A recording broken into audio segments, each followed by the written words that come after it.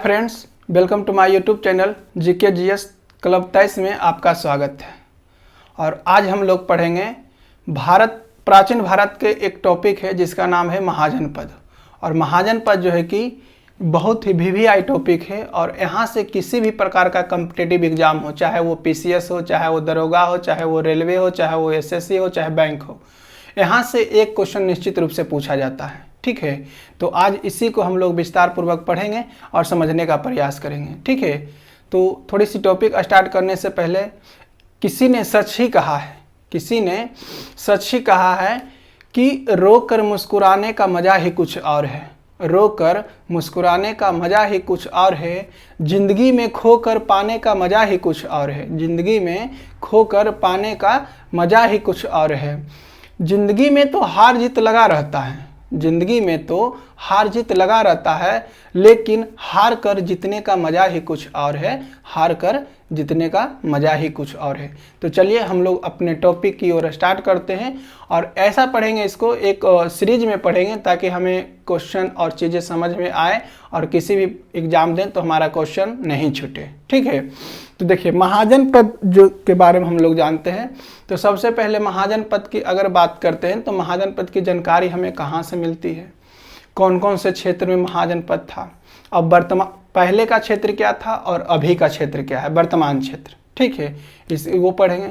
फिर कौन कौन से राज्य में जो कि महाजनपद फैला हुआ था।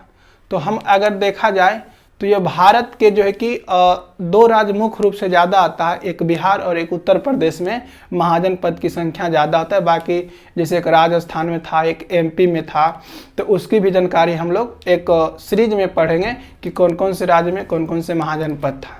ठीक है, उसके बाद महाजनपद की जानकारी हमें कहाँ से मिलती है, महाजनपद का उदय कैसे हुआ, इसकी जानकारी भी हम लोग चर्चा करेंगे। ठीक है, तो सबसे पहले चलते हैं। देखिए छठी शताब्दी में क्या हुआ कि छठी शताब्दी में ऐसे तो लोहा का आविष्कार जो हुआ था वो 1000 ईस्वी में हुआ था।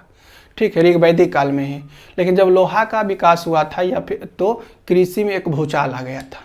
ठीक है, तो छठी शताब्दी में क्या हुआ था, छठी शताब्दी में आर्थिक रूप से जो है कि मजबूत होने लगा था। ठीक है, जब आर्थिक रूप से मजबूत होने लगा था तो वहाँ पे सामाजिक प्रगति और राजनीतिक जो है कि राजनीतिक जीवन का विस्तार होने लगा। ठीक है, जब आर्थिक रूप मजबूत हुआ तो राजनीतिक और सामाजिक दोनों क्या हुआ, विस्तार होने लगा। ठीक है, तो वहाँ पे क्या होता था कि पहले कबीला होता था। कबीला का मतलब होता है छोटा सा जगह।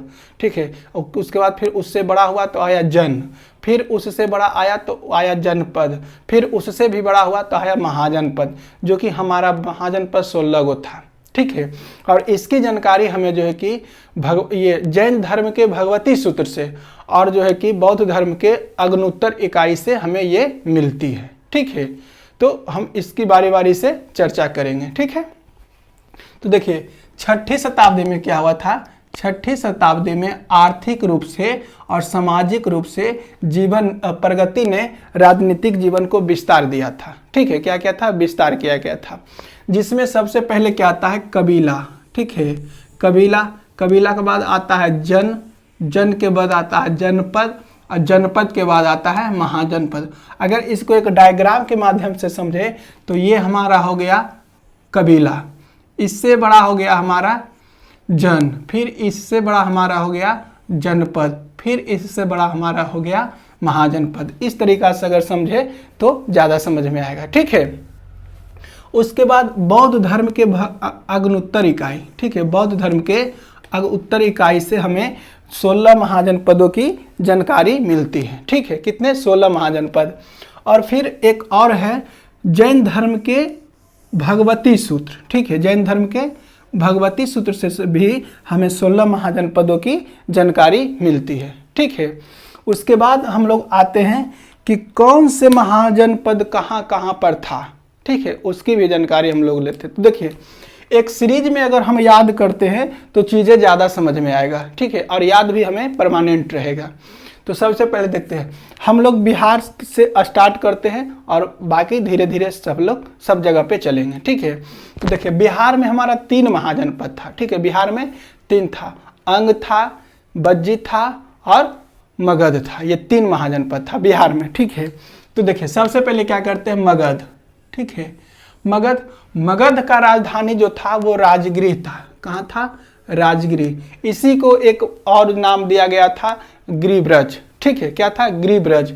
तो राजगृह बोले या गिरिब्रज, जो कि इसका अगर वर्तमान क्षेत्र की बात किया जाए तो वो पटना और गया का जो आसपास का क्षेत्र है, जैसे पटना हो गया, गया हो गया, बिहार शरीफ हो गया, ये सब क्षेत्र जो थे मगध में आता था, ठीक है। उसके बाद आता है अंग, ठीक है। क्या है? अंग। अंग का राजधानी जो था वो चंपा था, ठीक है। कहाँ था? चंपा, ठीक है।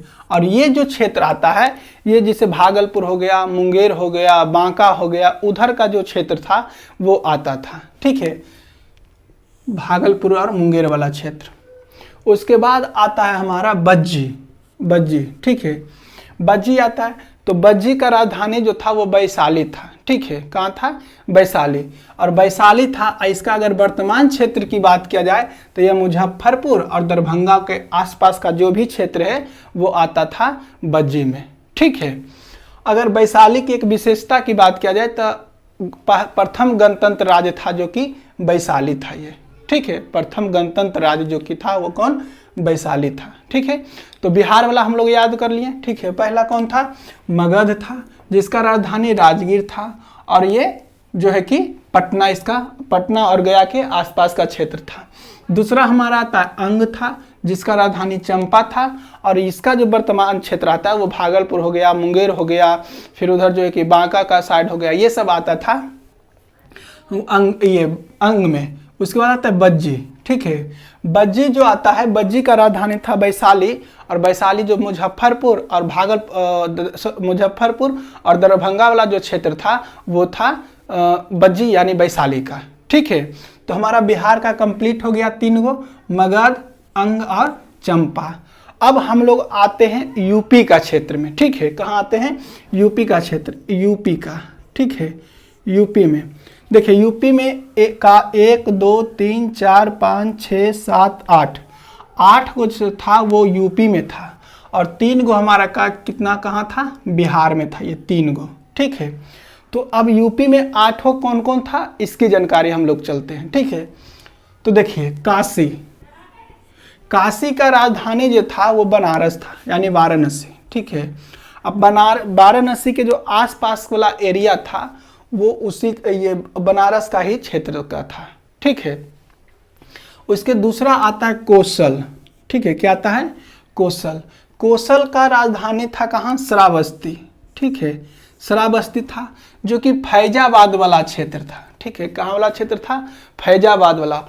अगर श्रावस्ती की विशेषता की बात किया जाए तो गौतम बुद्ध जो है कि सर्वाधिक ज्ञान दिए थे श्रावस्ती में ही, ठीक है। कहाँ दिए थे? श्रावस्ती में गौतम बुद्ध जो है कि सबसे ज़्यादा ज्ञान दिए थे। अब पहला बार अगर पूछेगा कि पहला बार गौतम बुद्ध ज्ञान कहाँ दिए थे तो सारनाथ में दिए थे, ठीक है। उसके बाद चलते हैं, दूसरा है मल्ल, ठीक है।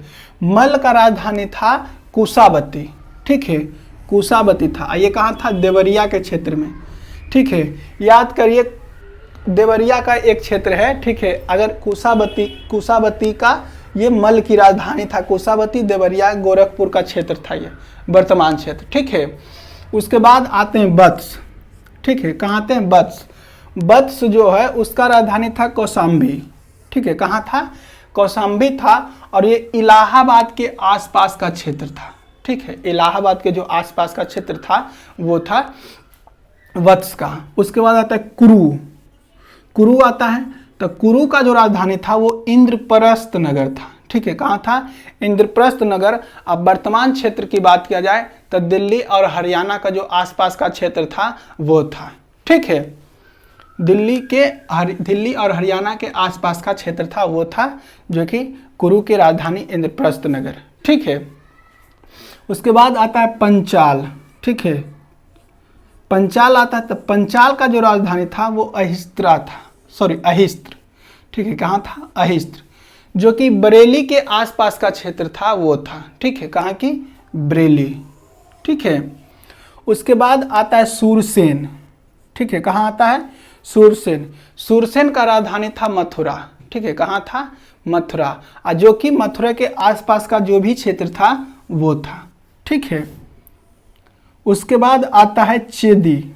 चेदी का जो राजधानी था वो था शक्तिमती। ठीक है, कहाँ था? शक्तिमती। और ये वह क्षेत्र आता है जो कि बुंदेलखंड का क्षेत्र वाला जो था, बुंदेलखंड के जो आसपास का क्षेत्र था वो था। तो ये हमारा 8 कहाँ था? यूपी में था। ठीक है, तो हम लोग 2 स्टेज पार किए। ठीक है, पहला था बिहार में 3 गो था, मगध था, अंग था और बज्जी था। ठीक है, उसके बाद जो है कि यूपी की बात किया जाए तो यूपी में था काशी था, कौशल था, मल्ल था, वत्स, कुरु, पंचाल, सूरसेन और चेदी। तो ये 8 गो कहाँ के था? यूपी के था, और 3 गो बिहार में था। 8 3 11 गो हम लोग कंप्लीट कर चुके। ठीक है, और 2 गो ऐसा राजधानी था, 2 गो ऐसा महाजनपद था जो कि भारत के बाहर का क्षेत्र था। ठीक है, कहाँ? भारत से बाहर का था। ठीक है, जिसमें आता है कंबोज। ठीक है, क्या आता है? कंबोज। कंबोज का राजधानी जो था वो हाटक था। ठीक है, कहाँ था? हाटक था। और एक आता है गंधार। ठीक है, क्या आता है? एक आता है गंधार, जो कि तक्षशिला इसका राजधानी था। ये भी जो है कि भारत के बाहर था। ये तक्षशिला पेशावर में था। ठीक है, पाकिस्तान के क्षेत्र में। तो 2 गो हमारा भारत से, लेकिन उस समय क्या होता था कि उस समय भारत का ही अंग था। इस कारण से जो है कि अभी जब भारत में बंटवारा हुआ तो वो पाकिस्तान का क्षेत्र हो गया और पाकिस्तान में वो चला गया। तो कंबोज और हाटक जो है कि भारत के बाहर का क्षेत्र था। ठीक है, उसके बाद अब बचा हमारा तो 11 गो ये हो गया और 2 गो ये हो गया। तो 11 2 13 गो हो गया। ठीक है, और अब हम लोग आते हैं 3 गो और बचा। ठीक है, तो 3 गो में क्या है कि सबसे आता है अवंती। ठीक है, क्या आता है? अवंती। अवंती का जो राजधानी था वो कहाँ था? उज्जैन था। ठीक है, कहाँ? उज्जैन। उज्जैन कौन? आपके यहाँ पे क्वेश्चन आएगा कि उज्जैन कौन सी नदी के किनारे है? तो क्षिप्रा नदी के किनारे उज्जैन है। ठीक है, अवंती से एक चीज अगर और याद रख सकते हैं, तो जब मगध के गद्दी पर जो है कि ये मगध के गद्दी पर जब बैठा था कौन? अशोक। तो अशोक जो है कि गद्दी पर बैठने से पहले जो है कि अवंती का ही राज्यपाल था वो। ठीक है, तो ये क्वेश्चन पूछता है कि अशोक गद्दी पर बैठने से पहले वो कहाँ का राज्यपाल था? तो वो था कहाँ का? अवंती का। ठीक है, तो अवंती का जो राजधानी था वो उज्जैन था। ठीक है, कहाँ था? उज्जैन। उज्जैन का जो वर्तमान क्षेत्र है अभी, तो वो मालवा का जो क्षेत्र है वही है। ठीक है, अब वो पड़ता कहाँ है? तो एमपी में पड़ता है। ठीक है, कहाँ पड़ता है? एमपी में। उसके बाद आता है मत्स्य। ठीक है, मत्स्य। तो मत्स्य का जो राजधानी था वो विराटनगर था। ठीक है, कहाँ था? विराटनगर। अब विराटनगर का जो अभी जो वर्तमान के क्षेत्र की बात किया जाए तो जयपुर का जो आसपास का क्षेत्र है वो है। ये विराटनगर पड़ता कहाँ है? तो वो राजस्थान में था। ठीक है, कहाँ है? राजस्थान में। और एक लास्ट आता है हमारा अस्मक। ठीक है, क्या आता है? अस्मक। अस्मक का राजधानी जो था वो पोटली या पोतन बोलता है। ठीक है, तो पोटन था। ठीक है, पोतन। ठीक है, और ये एक जो है कि ऐसा राजधानी था जो कि साउथ में सिर्फ एक ही गो ये राजधानी था, भारत के साउथ में। ठीक है, ये गोदावरी का जो वर्तमान क्षेत्र है वो साउथ में पड़ता है। वो कहाँ है? तो ये साउथ में था वो अस्मक। ठीक है, तो हमारा इधर हो गया 13 गो और इधर हो गया 3 गो। 13 3 16 गो। 16 गो हम लोग का महाजनपद था, 16 हम लोग कंप्लीट किए। अगर आप सीक्वेंस से याद रखते हैं तो चीज़ें ज़्यादा आसान हो जाएगी याद करने में। एक सीरीज बाय पहले बिहार में हम लोग देख लें कि बिहार में 3 गो था। ठीक है, जो कि मगध का राजधानी कहाँ था? राजगीर। वर्तमान क्षेत्र कहाँ है? पटना है। दूसरा अंग हो गया, अंग का राजधानी कहाँ है? चंपा है। इसका वर्तमान क्षेत्र भागलपुर वाला हो गया। तीसरा हो गया बज्जी हो गया। बज्जी का जो है कि राजधानी वैशाली है। और ये जो है कि मुजफ्फरपुर और दरभंगा वाला क्षेत्र है। तो ये हमारा 3 गो बिहार में हो गया। 8 गो हमारा हो गया यूपी में। तो हमारा सबसे पहला काशी हो गया। काशी का राजधानी बनारस था और बनारस के आसपास का जो क्षेत्र था। कौशल हो गया। कौशल का जो है कि राजधानी श्रावस्ती था, जहाँ की गौतम बुद्ध सबसे ज़्यादा ज्ञान दिए थे। ठीक है, इसका आसपास का क्षेत्र कौन था? तो फैजाबाद वाला क्षेत्र था, वर्तमान वाला। उसके बाद आता है मल। मल का राजधानी जो है कि कुशावती है। ठीक है, जो कि देवरिया के आसपास का क्षेत्र होता था। उसके बाद आता है वत्स। वत्स का राजधानी कौशाम्बी है, जो कि इलाहाबाद का आसपास के क्षेत्र होता था। उसके बाद आता है कुरु। कुरु का है इंद्रप्रस्थ नगर, जो कि दिल्ली के आसपास का क्षेत्र आता था। उसके बाद आता है पंचाल। पंचाल का राजधानी अहिस्त्र है, जो कि बरेली के आसपास का क्षेत्र होता था। उसके बाद आता है सूरसेन। सूरसेन जो है कि मथुरा, इसका राजधानी मथुरा था, जो कि कहाँ, मथुरा के आसपास वाला जो क्षेत्र था वही था। उसके बाद आता है चेदी। चेदी का राजधानी शक्तिमती था, जो कि बुंदेलखंड के आसपास का क्षेत्र था वही था। ठीक है, अब दो गो ऐसा महाजनपद था जो कि भारत से बाहर के था। उस समय भारत में था, लेकिन अब जो है कि भारत से बाहर में चला गया, जब बंटवारा हो गया था। तो दोनों कौन कौन था, एक कंबोज था और एक गंधार था। तो कंबोज की राजधानी जो था वो हाटक था, जो कि भारत के बाहर है वर्तमान में, और गंधार है जो कि तक्षशिला है इसका राजधानी, ये भी भारत के बाहर में, तक्षशिला पेशावर में है, पाकिस्तान में है। ठीक है, और 3 गो ऐसा राजधानी है जो कि एक एक जिला में एक एक गो था। ठीक है, जैसे अवंती। अवंती का राजधानी उज्जैन था, जो कि मालवा वाला क्षेत्र था। अवंती बता ही दिए क्या चीज़ के लिए प्रसिद्ध था। तो ये अशोक जो है कि गद्दी पर बैठने से पहले यहीं के राज्यपाल था। ठीक है, और उज्जैन कौन सी नदी है, तो उज्जैन जो है कि क्षिप्रा नदी के किनारे बसा हुआ है, जो कि एमपी में है। ठीक है, उसके बाद आता है जो कि मत्स्य। मत्स्य का राजधानी विराटनगर है, जो कि जयपुर वाला आसपास वाला क्षेत्र है, और यह जो कि कहाँ पड़ता है, तो राजस्थान में पड़ता है। और एक है अस्मक। अस्मक का राजधानी पोतन है, जो कि गोदावरी का क्षेत्र है, जो कि वर्तमान में देखा जाए तो गोदावरी का क्षेत्र हो गया, लेकिन ये एक ऐसा राजधानी है जो कि साउथ में है। ठीक है, कहाँ है, साउथ में है। तो ये हमारा महाजनपद की जानकारी हमें हुआ। ठीक है, अगर आप इसको सही ढंग से 1-2 बार वीडियो देख लेते हैं तो हमें नहीं लगता है कि आपका एग्जाम में क्वेश्चन छूटेगा। ठीक है, अब हम लोग का नेक्स्ट क्लास होगा वो मगध का उत्कर्ष। ये ठीक है, मगध जो हम लोग का पढ़े, मगध की राजधानी। देखिए, अगर इसमें एक सबसे ज़्यादा विस्तार की बात किया जाए कि कौन से महाजनपद का सबसे ज़्यादा विस्तार हुआ, तो ये मगध का हुआ। ठीक है, मगध का विस्तार बहुत ही हुआ, और यहीं पर मगध पर जो कि कई शासक आए, जैसे हर्यक वंश के संस्थापक हुआ, शिशुनाग वंश के संस्थापक हुआ। ठीक है, उसके बाद जो है कि मौर्य वंश के संस्थापक हुआ। इसकी ये जो है कि हम लोग नेक्स्ट क्लास में हम लोग पढ़ेंगे। ठीक।